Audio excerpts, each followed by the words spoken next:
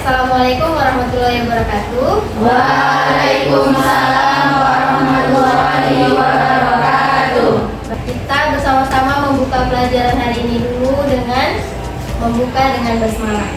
Bismillahirrahmanirrahim. Baik, untuk kehadirannya gimana? Ada yang tidak hadir hari ini? Hadir semua, Bu. Alhamdulillah, semoga seterusnya seperti itu ya. Oke, baik. Tapi sebelumnya, Ibu ingin bertanya, masih ingat nggak apa materi kita minggu lalu? Masih, Bu. Apa itu? Persoalan bilangan bulan. Di sini Ibu ingin memberikan sedikit gambaran ya. Di kehidupan kita sehari-hari, kita kan sering melakukan pembelian ya terhadap suatu barang. Ya, itu di toko ataupun di mana lagi? Nah, sekarang berbasis media sosial juga banyak ya.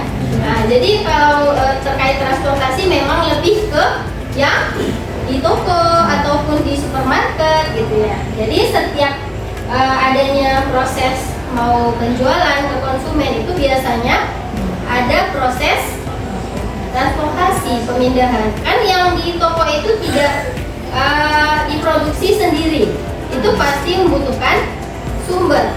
Nah, itu biasanya dari produsen, kemudian ada distributor. Ya, jadi kemudian baru ke toko atau ke konsumennya. Oke, untuk model transportasi, ini masih terkait dengan program linear yang kita pelajari sebelum-sebelumnya ya, sudah banyak yang kita pelajari. Jadi ini termasuk penerapan ya, penerapan dari program linear. Gambaran sedikit ya mengenai model transportasi. Nah, jadi salah satu contoh permasalahan yang bisa kita selesaikan dengan model transportasi ini adalah misalnya seperti ini. Nah, ini ada sebuah perusahaan retail ya, memiliki gudang di beberapa kota. Di sini ada 3 kota ya, Jakarta, Medan, dan Semarang. Oke. Nah, jadi mereka ingin mengantarkan atau memenuhi kebutuhan pelanggannya di 3 kota juga, yaitu Surabaya, Balikpapan, dan Makassar. Oke, untuk itu ada keterbatasan dari gudang-gudang ini. Di antara kalau di Jakarta itu hanya tersedia berapa unit? 120 Ya, 120 unit. Untuk di Medan berapa? 80 unit. Nah, sedangkan di Semarang juga 80 unit. Oke. Sedangkan untuk permintaan dari masing-masing kota tadi, Surabaya 150, kemudian Balikpapan 70 dan Makassar 60. Oke. Dan untuk biaya pengangkutan, nah itu dimasukkan ke dalam tabel ini. Jadi untuk Jakarta ke Surabaya dia 8 yang dalam satuan uang ya. Ini bisa aja dolar atau puluhan ribu rupiah gitu ya. Nah, kemudian Jakarta ke Balikpapan 5 dan seterusnya. Jadi inilah gambaran ongkos dari masing-masing kota ke kota lainnya. Oke. Nah, jadi dari permasalahan yang tadi maka dapat dibuatkan ke dalam tabel. Inilah namanya tabel transportasi. Oke. Nah, jadi di sini Ibu ingin coba kalian cari ya solusi yang menurut kalian paling minimal ya dalam mengantarkan dari sumber ke tujuan. Nah, coba ini Ibu kasih waktu diskusi sekitar 10 menit.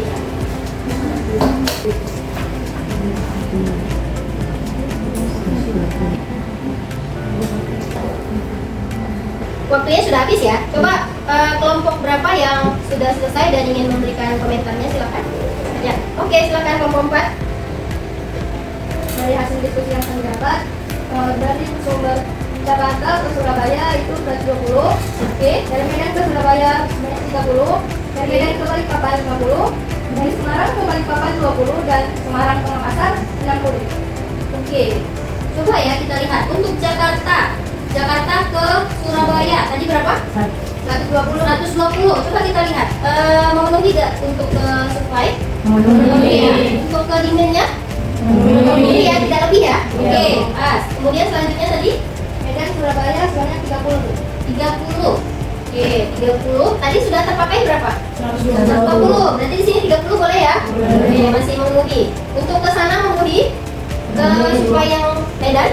Memenuhi. Oke, tidak lebih ya. Oke, boleh lanjut. Medan ke Balikpapan 50. Medan ke Balikpapan.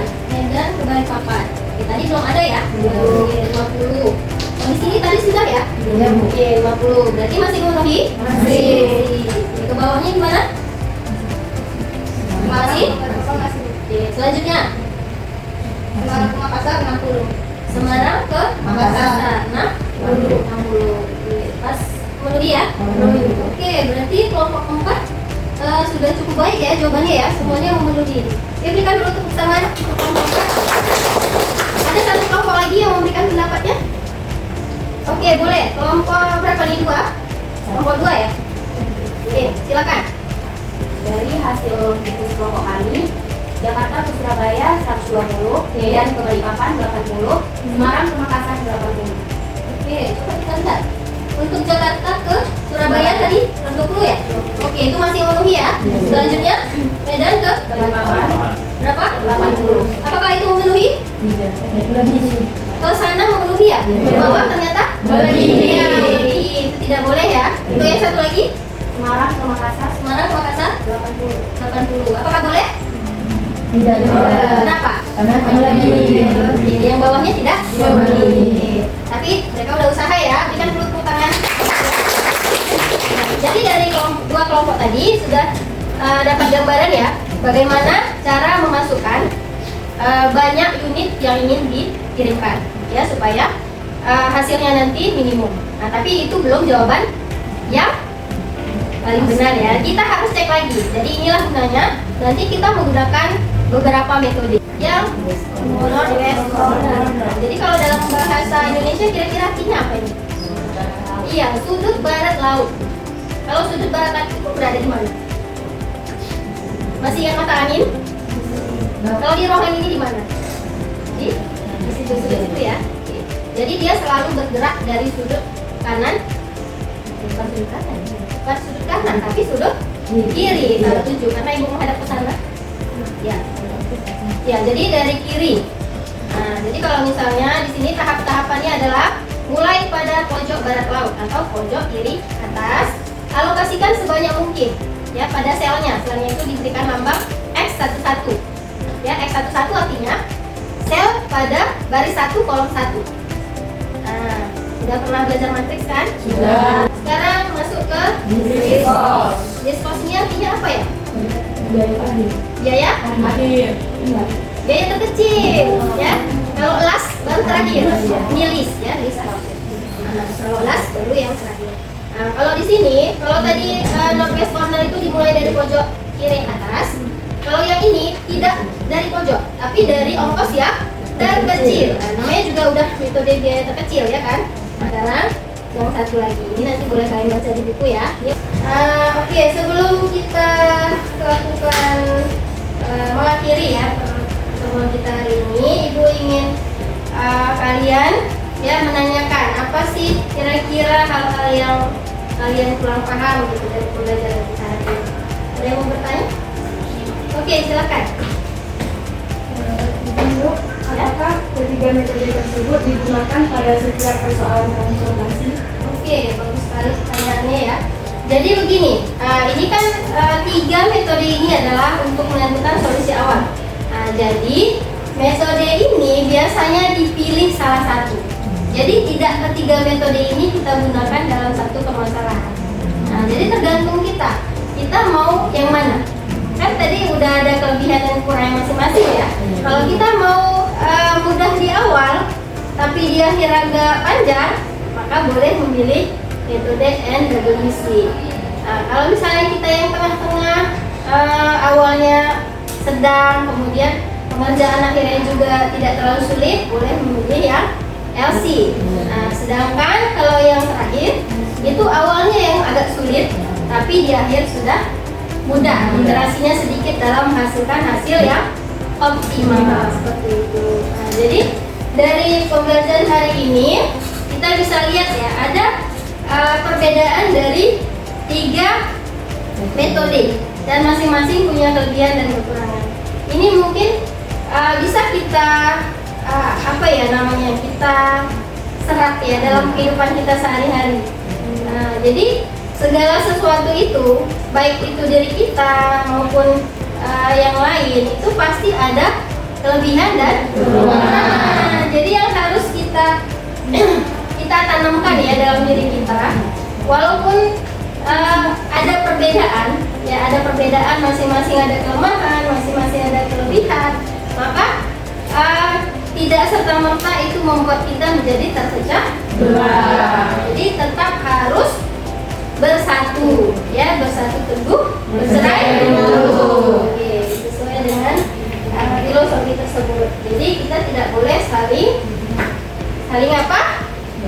Pecah, ya. Oke, pecah belah.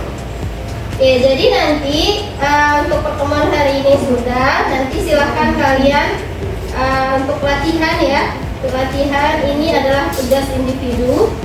Kalian kerjakan di buku tugas ya, seperti yang sudah kita buat di kontrak perkuliahan. Jadi tugas individu itu kalian kerjakan. Nanti kalian PDF-kan dan kirim ke PCR Google Classroom-nya. Nanti akan dicek bagaimana hasil pengerjaan kalian. Mungkin cukup sekian untuk hari ini. Mohon maaf apabila ada kekurangan. Mari sama-sama kita akhiri perkuliahan hari ini dengan mengucap hamdalah. Alhamdulillahirabbil alamin. Baik, Ibu akhiri. Assalamualaikum warahmatullahi wabarakatuh.